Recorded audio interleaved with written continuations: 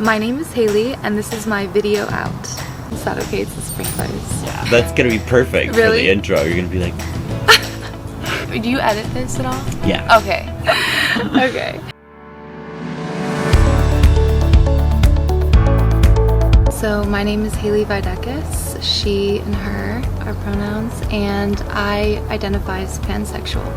I am from a very small town in Chicago, Illinois called Bartlett, and it was very quiet growing up there.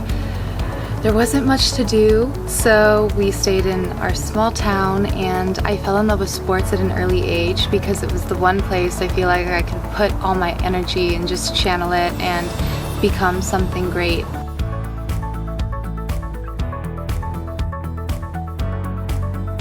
I knew I was different than what would be considered normal from a very early age, and I think I had to suppress that very quickly because that just wasn't going to be accepted in my family. My father was very conservative, very religious. My mom has always had a very open mind. She just loves everyone, but my dad really dominated the conversation of our household and the rules and what my sisters and I could and couldn't do. So the only adversity I really faced when it came to dating was my dad always told me, don't date black guys.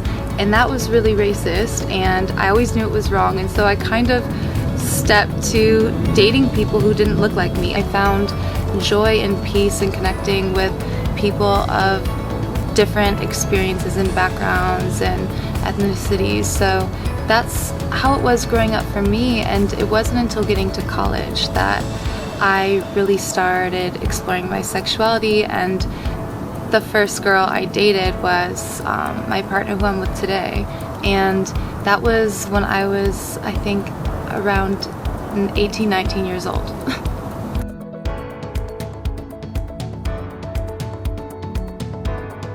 It's funny because in college basketball, we don't really talk about our sexualities on that level. At least I don't remember having any conversations where any of us identified a certain way. It was more like, so-and-so has a girlfriend, or so-and-so's been with, her partner for 5-6 years, but we never absorbed this obsession that I see with identities and labels. It's not something that I even enjoy, because I think the more labels we put on is the more we have to strip off to get to know people. I mean, I appreciate labels, they're good, but for me, the reason I identified with pansexual was my partner and I, when we came out, it was through a very public lawsuit. It got on TMZ the first day, and the headline they ran with was lesbian basketball players. And we were in a lawsuit with a Christian school that we were essentially kicked out for being together, and we had to give up our basketball scholarships. And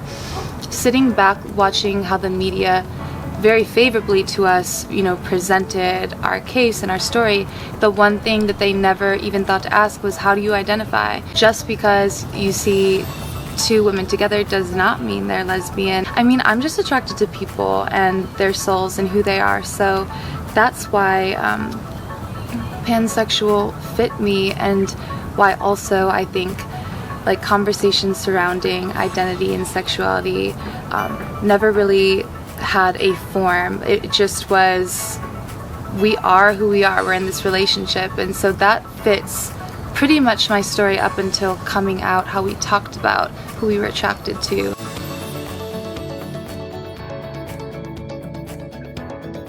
I loved religion because it grounded me in a lot of ways, and it brought me back to okay, this is what's important. It took a turn when I went to Pepperdine, because I transferred from Arizona State to Pepperdine. It was the most crazy experience, falling in love with a woman for the first time, and then being on a Church of Christ campus where their FCA meetings, or it was something similar to FCA at Pepperdine, they had mentioned things about homosexuality and it being a sin, and for the first time I was being affected by something that the religion that I knew for my whole life did not accept. It was a difficult time. Am I still religious? What does this mean to me? Who am I without God? Because growing up so religious, you think that heaven at the end of the day, and if God doesn't accept me because of who I love, then where do I belong? That was really hard for me, was not being accepted by my religion and feeling like there was nowhere to go, questioning whether or not I was wrong, because what happens when religion is so ingrained in who you are and it's making you question who you are, that trickles into like every aspect of your life, just being unsure and not confident, and the conviction that you need to have integrity, make good decisions, tell people who you are, be authentic. When I was questioning that, it really blurred the lines for me in sports, in my social life, in my love life even, like, who am I? Like, what does all of this mean? And so that's when my life really changed, was at Pepperdine and going through that with my partner.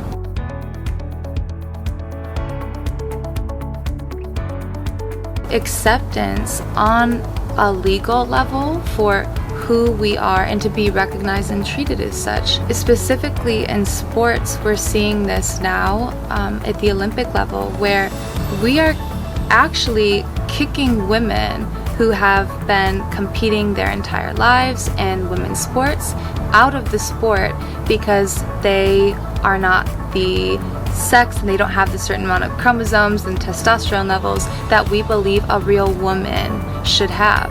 We're creating a very problematic society for people to exist right now, and I think that until we redefine what it means to be a woman, and that's not just based on the sex you were born as, we're going to continue to exclude people out of sports at very late ages in their lives when they've been competing for the sport they love their entire lives. And this happens with intersex people. This is happening very predominantly with trans women who are trying to compete in sports, and they're getting kicked out at the high school level, college level, professional level, not being allowed to compete.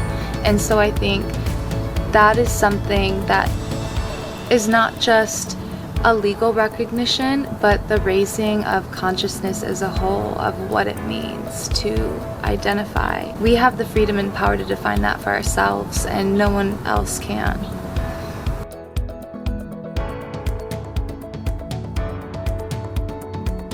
Seeing day by day how an experience that seemed insurmountable is now becoming so small and so non-important anymore. We can create so much change if we're passionate and if we have the right intention for it. If we want to make the world a better place, not only to see it in our lifetime, but to not care whether or not we are seeing the impact of it.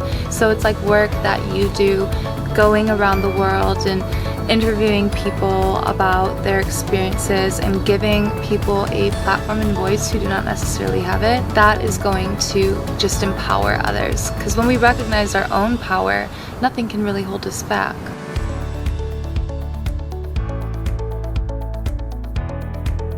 Oh, that's such a cute question. My favorite part about being me is just my ability to love everyone and to just see the good in people and to forgive and to just move on, and that even if people hold certain views or beliefs, like, we have to talk and we have to love each other, because I recognize with my own father, I wasn't always loving to him, and I just am really committed to loving everyone, even those we don't see eye to eye with, so we can just make the most change as possible.